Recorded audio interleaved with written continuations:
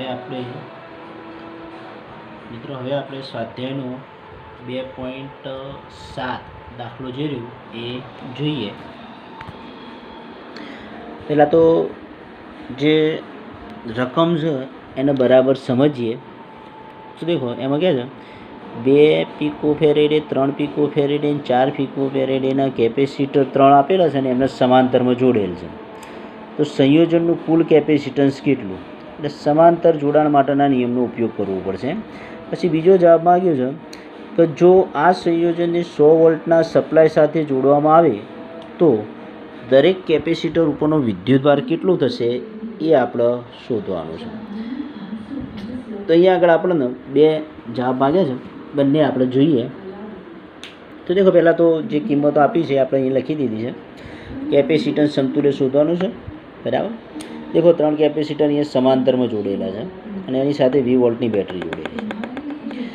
મિત્રો સમાંતર જોડાણમાં એક ધ્યાન રાખવાનું કે જેટલા કેપેસિટર જોડેલા બધાના વોલ્ટેજ બેટરીના વોલ્ટેજ જેટલા થાય. એટલે C1 C2 અને C3 એ ત્રણેય કેપેસિટર રહે એના વિદ્યુત સ્થિતિમાન કેટલા મળશે આપણને? V જેટલા મળશે, બરાબર. હવે પહેલું આપણે જે હતું એ સમાંતરમાં જોડાણ છે તો એનું સમતુલ્ય કેપેસિટન્સ કેટલું? તો આપણે જાણીએ છીએ કે સમતુલ્ય જોડાણ સમાંતર કેપેસિટર માટે સરવાળા જેટલું મળે. એટલે ટોટલ કેપેસિટન્સ અહીંયા C બરાબર C1 વત્તા C2 વત્તા C3 મળશે, બરાબર. કિંમતો મૂકી દઈએ તો આપણને ટોટલ કેટલું મળે? 9 પીકો ફેરેડ. એટલે આપણું આ જે સમાંતર જોડાણ રહ્યું એનું સમતુલ્ય કેપેસિટન્સ આપણને 9 પીકો ફેરેડ મળે છે. હવે દરેક કેપેસિટર ઉપરનો વિદ્યુતભાર આપણે શોધવાનો છે. વિદ્યુતભાર માટેનું સૂત્ર Q બરાબર CV છે. તો પહેલાં કેપેસિટર માટે શું થશે? એના પરનો વિદ્યુતભાર Q1 કહીએ તો C1 V1. C1 2 pico faraday આપ્યું હતું એટલે 2 × 10⁻12 ગુણ્યા 100.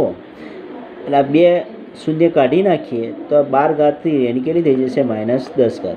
એટલે કે 2 × 10⁻10 કુલમ. આ જ પ્રમાણે તમે એમાં Q2 અને Q3 જે રે આ કિંમતો મૂકી છે એ પ્રમાણે જાતે સાદું રૂપ આપીને ગણી શકો. મિત્રો હવે આપણે પ્રકરણ 2 નો સ્વાધ્યાયનો 8મો દાખલો અને બીજા આગળના દાખલા જોઈએ. 8મા દાખલાની રકમ આપણે બરાબર ધ્યાનથી જોઈએ તો જોઈએ. દેખો કે 2 પ્લેટો વચ્ચે હવા હોય, હવા એટલે કે શૂન્ય અવકાશ હોય તેવા સમાંતર પ્લેટ કેપેસિટરમાં દરેક પ્લેટનું ક્ષેત્રફળ 6 × 10⁻³ મીટર સ્ક્વેર આપેલું છે. બરાબર. એટલે આપણને પ્લેટનું ક્ષેત્રફળ આપી દીધેલું છે. તો અહીંયા આગળ દેખો ક્ષેત્રફળ જે આપણને આપેલું છે એ અહીંયા આગળ દર્શાવી દઈએ. ક્ષેત્રફળ એ ને 6 × 10⁻³ આપ્યું છે એટલે આપણે એ લખી દઈએ. પછી રકમમાં આગળ જોઈએ કે લખ્યું છે કે 2 પ્લેટ વચ્ચેનું અંતર 3 mm એટલે મિલીમીટર છે. કેપેસિટરમાં 2 પ્લેટો વચ્ચેનું અંતર જે રહ્યું ને એના આપણે D વડે દર્શાવીએ છીએ. તો એ D બરાબર આપણે 3 mm લખ્યું. mmમાંથી SI પદ્ધતિમાં એકમમાં જઈએ તો 10⁻³ મીટર થશે. હવે કહેશે કે એનું કેપેસિટન્સ ગણો. આ કેપેસિટર જે રહ્યું એનું કેપેસિટન્સ ગણો. એટલે C આપણે શોધવાનું છે, બરાબર. અહીંયા શૂન્ય અવકાશ એટલે C0 લખો તો પણ ચાલે. ધારો કે C0 આપણે શોધવાનું. પછી કહે છે કે જો આ કેપેસિટરને 100 વોલ્ટની બેટરી સાથે જોડવામાં આવે તો પ્લેટ ઉપર એટલે કે આ કેપેસિટર જે રહ્યું એના ઉપર કેટલો વિદ્યુતભાર હશે એ પણ આપણે શોધવાનું છે. એના માટે હવે આપણે અહીંયા જોઈએ કે કેપેસિટરની આ બધી જે માહિતી આપી દીધેલી છે. હવે કેપેસિટન્સ માટેનું સૂત્ર છે આપણી જોડે કે C0 બરાબર A∈0/D. આ થિયરીમાંથી આપણે સમાંતર પ્લેટ કેપેસિટરનું સૂત્ર છે. એમાં એની કિંમત મૂકી 6 × 10⁻³ બરાબર. ε0 શૂન્યાવકાશની પરમિટિવિટી એ આપણે જોઈએ તો એ કેટલી લખેલી છે? 8.85 × 10⁻12. આ કિંમત આપણે થિયરીની અંદર જોઈ ગયેલા છે, આપણે યાદ રાખવાની છે. બરાબર, એટલે એ આપણે અહીંયા લખી દીધી અને ડી બરાબર 3 × 10⁻³ આવ્યું. આનું આપણે સાદું રૂપ આપીશું કેલ્ક્યુલેટર તો 8.85 × 6 અને ભાગ્યા 3 કરીશું તો એ આપણને જવાબ મળશે 17.7 અને આ 10⁻³ 10⁻³ ઉડી જશે. બરાબર, 10⁻³ અહીંયા જે આપેલી છે એ ઉડી જશે અને આ 12 વધશે એટલે 17.7 × 10⁻12. આ ફેરેડેમાં આવ્યું. કેપેસિટન્સનું એકમ ફેરેડે છે એટલે આપણે ફેરેડીમાં આટલો જવાબ મળશે. હવે જો આપણે 10⁻12 કાઢી નાખીએ તો આ એકમ જે રહ્યો એ કેટલો થઈ જશે પીકો ફેરેડે એટલે કે 17.7 પીકો ફેરેડે. એટલે આપણે જે એક જવાબ માગ્યો તો કેપેસિટન્સ શોધવાનો એ મળી ગયો. હવે કહે છે જો એને 100 વોલ્ટની બેટરી સાથે જોડીએ કેપેસિટરને તો એ કેપેસિટરનું ચાર્જિંગ થશે અને એની પ્લેટો ઉપર વિદ્યુતભાર આવશે. તો કે પ્લેટ ઉપર કેટલો વિદ્યુતભાર આવશે આપણે શોધવાનું છે. તો કેપેસિટન્સની પ્લેટ પરનો વિદ્યુતભાર જે રહ્યો એના માટેનું સૂત્ર છે Q = CV. અહીંયા આગળ આપણે C0 કીધું છે એટલે C0V. C0 આપણને કેટલું મળ્યું હતું 17.7 × 10⁻12 અને V આપણને 100 આપેલું છે. હવે આ 100 એટલે 2 ઘાત થશે 10⁻2 અને 10⁻12 હતી એટલે આપણને જવાબ કેટલો મળશે 10⁻10. આ +2 આ -12 એટલે સરવાળો કરીશું એટલે -10 વધશે. એટલે આપણને ટોટલ છેલ્લો જવાબ જે રહ્યો વિદ્યુતભાર પ્લેટ પરનો એ 17.7 × 10⁻10 સેન્ટીમીટર મળશે. હવે આપણે 10મો દાખલો જોઈએ. બરાબર, તો એ દાખલાની રકમ આપણે જોઈએ તો કહે છે 12 પીકો ફેરેડેનું એક કેપેસિટર 50 વોલ્ટની બેટરી સાથે જોડેલું છે. કેપેસિટરમાં કેટલી વિદ્યુત સ્થિતિ ઉર્જા સંગ્રહ પામશે. હવે અહીંયા આગળ કેપેસિટન્સ આપણને 12 પીકો ફેરેડે આપ્યું હતું તો આપણે એસી બરાબર 12 પીકો ફેરેડે. પીકો ફેરેડેમાંથી એસઆઈ પદ્ધતિમાં જવું હોય તો કેટલું મળશે આપણે પીની જગ્યાએ 10⁻12 મૂકવી પડે એટલે 12 × 10⁻12 ફેરેડે મળે. આપણે બેટરી કેપેસિટરને 50 વોલ્ટની બેટરી સાથે જોડીએ છીએ. આ બધી આપણને રકમમાં આપેલી માહિતી એક બાજુ લખી દઈએ એના આધારે આપણે સૂત્રનો ખ્યાલ આવે. હવે સૂત્ર આપણે જાણીએ છીએ કે કેપેસિટરની અંદર સંગ્રહિત સ્થિતિ ઉર્જા જે રહી અહીંયા વિદ્યુત ઉર્જા એ વિદ્યુત ઉર્જા માટેનું સૂત્ર UE છે. સૂત્ર શું UE અને એ આપણને આપેલું છે 1/2 CV². આ વિદ્યુત ઉર્જા માટેનું સૂત્ર છે.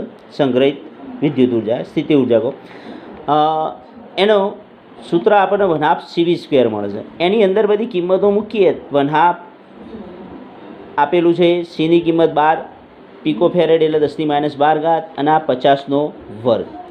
તો અહીંયા આ 6 થઈ જશે આ 25 આ 25 ઉપર 2 શૂન્ય કાઢશું તો હમણાં જેમ 10⁻12 ની 10 થઈ હતી એમ થઈ જશે અને આ આપણે 25 દોડશું એટલે 150 જવાબ આપણને મળશે. 150માંથી આપણે 2 પોઈન્ટ ડાબી બાજુ ખસીએ તો ઘાતાંકમાં વધારો થાય એટલે -10 હતી એની વધી કેટલી થશે -8. એટલે એની અંદર સંગ્રહિત વિદ્યુત ઉર્જા હતી એનો જવાબ આપણને કેટલો મળશે 1.5 × 10⁻8 જૂલ આપણને જવાબ મળશે. હવે આપણે સ્વાધ્યાયનો 9મો દાખલો જોઈએ. તેમાં કહે છે સ્વાધ્યાય 2.8 એટલે 2.8ની અંદર જે કેપેસિટર આપેલું હતું એ કેપેસિટરને જ આપણે ધ્યાનમાં લેવાનું છે. એટલે એની જે કિંમતો હતી એ આપણને આપી દીધું હતું ડી આપી દીધેલું હતું એ આપણે અહીંયા આગળ કિંમતો લઈ લઈશું. અહીંયા વધારો એવું કર્યો છે કે એની અંદર અબરખની પ્લેટ કે જેની જાડાઈ 3 mm હોય ડાયઇલેક્ટ્રિક અચળાંક જેનો 6 છે એટલે ડાયઇલેક્ટ્રિક અચળાંક અહીંયા આગળ આપણે કે બરાબર 6 લઈ લઈએ છીએ. એ કેપેસિટરની 2 પ્લેટો વચ્ચે મૂકવામાં આવે છે. તો અહીંયા પ્રશ્ન આપેલા છે 2 કે વોલ્ટેજ સપ્લાય જોડેલો હોય ત્યારે અને વોલ્ટેજ સપ્લાયનું જોડાણ દૂર કરીએ ત્યારે એટલે એકવાર જોડેલો રાખવાનું છે બેટરી અને એકવાર દૂર કરી દેવાની છે ત્યારે કહે છે દાખલ કરવામાં આવે તો દરેક કિસ્સામાં શું થાય તે સમજાવો. તો દરેક કિસ્સામાં શું થાય એટલે કે બીજા અર્થની અંદર કેપેસિટન્સ વિદ્યુતભાર અને કેપેસિટરના વોલ્ટેજ આપણે શોધવાના છે. તો દેખો મિત્રો અહીંયા આગળ આપણે 2.8ની અંદર જોયું હતું કે કેપેસિટન્સ 2 પ્લેટો વચ્ચે શૂન્યાવકાશ હોય ત્યારે આપણને કેપેસિટન્સ કેટલું મળ્યું હતું 17.7 pF મળ્યું હતું. હવે એ 2 પ્લેટની વચ્ચે કે જેટલો ડાયઇલેક્ટ્રિક અચળાંક ધરાવતું આપણું માધ્યમ મૂકી દઈએ તો કેપેસિટન્સ બદલાઈ જશે, વધી જાય. અને એ કેપેસિટન્સ માટેનું સૂત્ર આપણને શું મળશે? C બરાબર KC0. એમાં કેની કિંમત મૂકીએ, આ 17.7 પિકો ફેરેડે હતું એટલે 10⁻12 મૂકીએ. એનું સાદું રૂપ આપણે આપી દઈએ કેલ્ક્યુલેટરની મદદથી તો આપણને કેટલો જવાબ મળશે? 106.2 × 10⁻12 -12 કાઢી નાખીએ તો એની જગ્યાએ શું લખવું પડે? Pico faraday. આ આપણે જ્યારે બેટરી જોડેલી હોય ત્યારની વાત કરીએ છીએ. હવે એ વખત આ જે નવું કેપેસિટર તૈયાર થયું એની બે પ્લેટો ઉપર વિદ્યુતભાર કેટલો હશે? તો આગળ જેમ આપણે સ્વાધ્યાયના 8મા દાખલામાં જોઈ ગયા હતા એ સૂત્રનો ઉપયોગ કરીએ તો Q બરાબર CV. ત્યાં આગળ આપણે C0V હતું, અહીંયા CV. C આપણને 106.2 × 10⁻12 મળી છે. એને 100 વડે ગુણીએ એટલે આ બે ઘાતોની શું થઈ જશે? વધી જશે. એટલે 10⁻12 જગ્યાએ 10⁻10 થઈ જશે. એટલે આપણને કેપેસિટન્સ કેટલું મળશે? 106.2 × 10⁻10. બીજો જવાબ. હવે બેટરીના વોલ્ટેજ. તો મિત્રો આ ખાસ ધ્યાન રાખજો કે આ ધારો કે કેપેસિટર છે, એની સાથે 20 વોલ્ટની બેટરી જોડેલી છે. આ જ્યારે બેટરી આપણે અહીંયા જોડેલી હોય તો આ કેપેસિટરની બે પ્લેટ વચ્ચેનો વિદ્યુત સ્થિતિમાનનો તફાવત આ બેટરીનો જેટલો વોલ્ટેજ હોય એટલો એને લાગવું પડે. એટલે આપણે અહીંયા આગળ જે બેટરી આપેલી છે એનો વોલ્ટેજ કેટલો? તો આપણે અહીંયા 100 વોલ્ટની બેટરી જોડેલી છે કેપેસિટર સાથે, બરાબર. અહીંયા આગળ આપણે રકમમાં 100 વોલ્ટ આપેલું છે. તો આ કેપેસિટર જે રહ્યું એના વોલ્ટેજ કેટલા થાય તો એ આપણને કેટલા મળશે? 100 વોલ્ટ મળશે. રેડી? આ વાત ક્યાંની છે? કે જ્યારે આપણે બેટરી જોડેલી હોય ત્યારે. હવે કહે છે કે બેટરી દૂર કરી દઈએ તો મિત્રો અહીં આગળથી જ્યારે આપણે બેટરી દૂર કરી દઈએ ને તો આ કેપેસિટરનું એકવાર ચાર્જિંગ થઈ ગયું હોય એ વખતે એનું કેપેસિટન્સ અને એના વિદ્યુતભારમાં કોઈ ફરક પડતો નથી. એનું કેપેસિટન્સ જે હોય એનું એ જ રહે છે, એના ઉપરનો વિદ્યુતભાર જે રહ્યો એ પણ એનો એ જ રહે છે. એટલે એનું કેપેસિટન્સ જે રહ્યું આગળ આપણે શોધ્યું હતું 106.2 પિકો ફેરેડે એ જ મળશે. એના ઉપરનો વિદ્યુતભાર પણ આગળ આપણે જે શોધ્યો હતો 106.2 × 10⁻10 કુલમ એ જ મળશે. ત્રીજો જે પ્રશ્ન એની અંદર હતો વોલ્ટેજ શોધવાનો. તો મિત્રો અહીંયા ધ્યાન રાખજો કે વોલ્ટેજ અહીંયા બેટરી આપણે દૂર કરી દઈએ છીએ એટલે હવે વોલ્ટેજ જે રહ્યું એ રહેશે નહીં. તો વોલ્ટેજ કેટલો અને કઈ રીતના શોધવું તો એના માટેનું સૂત્ર છે કે જે રીતે કેપેસિટન્સ શોધવા માટે આપણે એની જોડે જે ડાયઇલેક્ટ્રિક અચળાંક હતો એનો ગુણાકારમાં મૂકતા હતા એમ અહીંયા આગળ ડાયઇલેક્ટ્રિક અચળાંકને ભાગાકારમાં મૂકી દેવાનું, બરાબર. તો આપણને કેપેસિટર જે રહ્યું એના વોલ્ટેજ અથવા બે પ્લેટો વચ્ચેનો વિદ્યુત સ્થિતિમાનનો તફાવત આપણને મળી રહેશે. હવે આ કઈ રીતના આવ્યું તો આપણે જાણીએ છીએ કે શૂન્ય અવકાશની અંદર આ બે પ્લેટો જે હોય એટલે કેપેસિટરની બે પ્લેટો વચ્ચે શૂન્ય અવકાશ હોય ત્યારે વિદ્યુત ક્ષેત્ર ધારો કે E0 છે. હવે એની અંદર ડાયઇલેક્ટ્રિક અચળાંકવાળું માધ્યમ મૂકી દઈએ તો એનું વિદ્યુત ક્ષેત્ર કેટલું થઈ જાય? તો કેમાં ભાગનું થઈ જાય. આ આપણે થિયરીમાં ભણી ગયા છીએ. અને V માટેનું સૂત્ર છે E/D. એટલે V અને E એકબીજા સાથે સમપ્રમાણમાં છે. એટલે E કેમાં ભાગનું થાય તો એનો અર્થ એવો થાય કે V પણ કેમાં ભાગનું થઈ જાય એટલે V/K મળશે. એટલે 100/6 એટલે કે 16.67 વોલ્ટ આપણને એનો જવાબ મળશે. મિત્રો આપણે હવે સ્વાધ્યાયનો છેલ્લો દાખલો 11માં જોઈએ. એમાં કહ્યું છે કે એક 600 પિકો ફેરેડેનું એક કેપેસિટર છે, એને 200 વોલ્ટના સપ્લાય સાથે જોડેલ છે અને એને વિદ્યુત ભારિત કરવામાં આવે એટલે કે ચાર્જિંગ કરવામાં આવે છે. પછી તેનું સપ્લાય સાથેનું જોડાણ દૂર કરવામાં આવે છે એટલે બેટરી દૂર કરી દેવામાં આવે છે.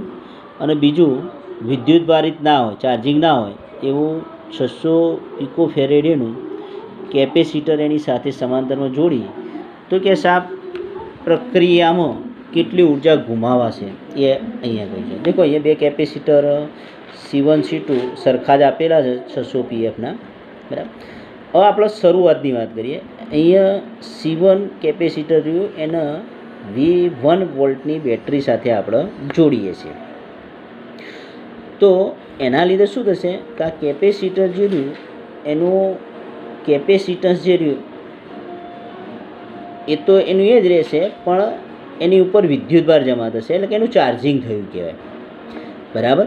આ કેપેસિટર રહ્યું એનું ચાર્જિંગ થશે આ બેટરીમાંથી ઉર્જા લઈ અને એ વખતે એની ઉર્જા કેટલી તે આપણે જોઈએ તો U0 આપણે કહીએ ઉર્જા તો 1/2 CV સ્ક્વેર સૂત્રનો ઉપયોગ કરીએ તો C1V1 સ્ક્વેર, એમાં કિંમતો મૂકીશું તો C1 600 PF આપેલો 10⁻12 મૂકીશું, V1 સ્ક્વેર 200નો વર્ગ.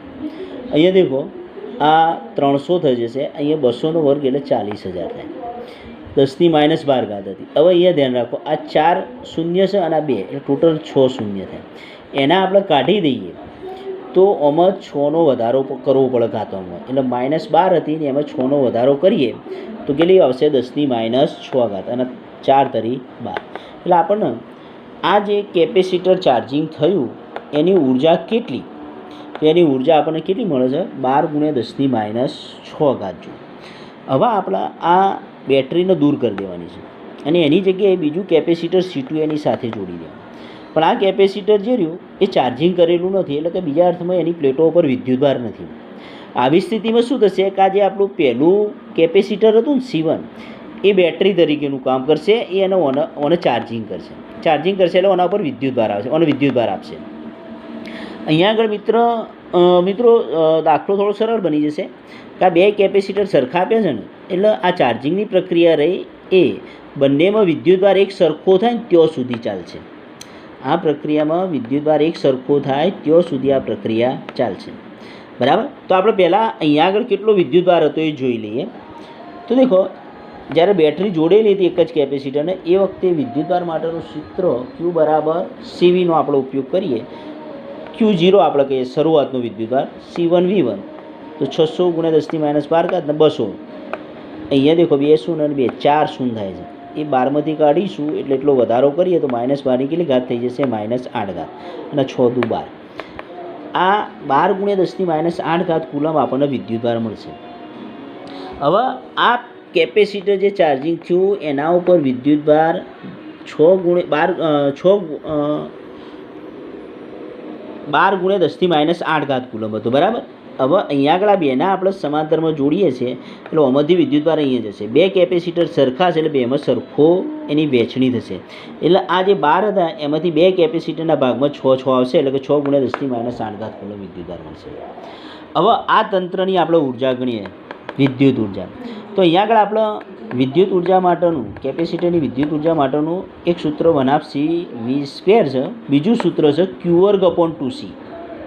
Q2/2C એ સૂત્રનો ઉપયોગ કરીએ તો આ ઉર્જાને આપણે U કહીએ. પ્રારંભિક ઉર્જાને U0 કીધું હતું, અહીંયા આગળ આપણે U કહીએ.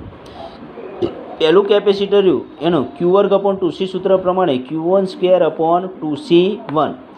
બીજું કેપેસિટર રહ્યું એનું Q2² / 2C2 અને ટોટલ ઉર્જા એટલે બેનો સરવાળો કરીએ. અહીંયા આગળ મિત્રો C1 = C2 છે, Q1 = Q2 છે, એટલે આ જે એનું સાદુરૂપ આપીએ તો આપણને કેટલું મળશે Q1² / C મળશે. Q1² / C1 થઈ જશે. એમાં કિંમતો મૂકીએ તો જે Q1 આપણે શોધ્યો તો 6 × 10⁻8 એનો વર્ગ અને નીચે કેપેસિટન્સ આગળ આપણને જે આપેલું છે. હવે આ વર્ગ કરો વખતે ધ્યાન રાખજો 6નો વર્ગ 36 બરાબર છે, પણ 10⁻8 વર્ગ એટલે 10⁻64 ના કરતાં આ વર્ગ કરીએ એટલે ઘાતાંકમાં ગુણાકાર થાય, ડબલ થાય મતલબ, એટલે 10⁻16 આપણને મળશે. આ સાદુરૂપ આપીશું એટલે 6 × 10⁻6 જૂલ ઉર્જા મળશે. એટલે આ જે નવું તંત્ર આપણે તૈયાર કરીએ ને બેનું જોડાણવાળું, એ વખતે ઉર્જા કેટલી થઈ જાય છે 6 × 10⁻6. જ્યારે પહેલાં ઉર્જા કેટલી હતી 12 × 10⁻6. તો ગુમાવાતી ઉર્જા કેટલી, તો શરૂઆતની ઉર્જા હતી એના છેલ્લી ઉર્જા રહી એટલે 12માંથી 6 જશે એટલે કે 6 × 10⁻6 જૂલ એ અહીં આગળ ગુમાવાતી ઉર્જા થશે.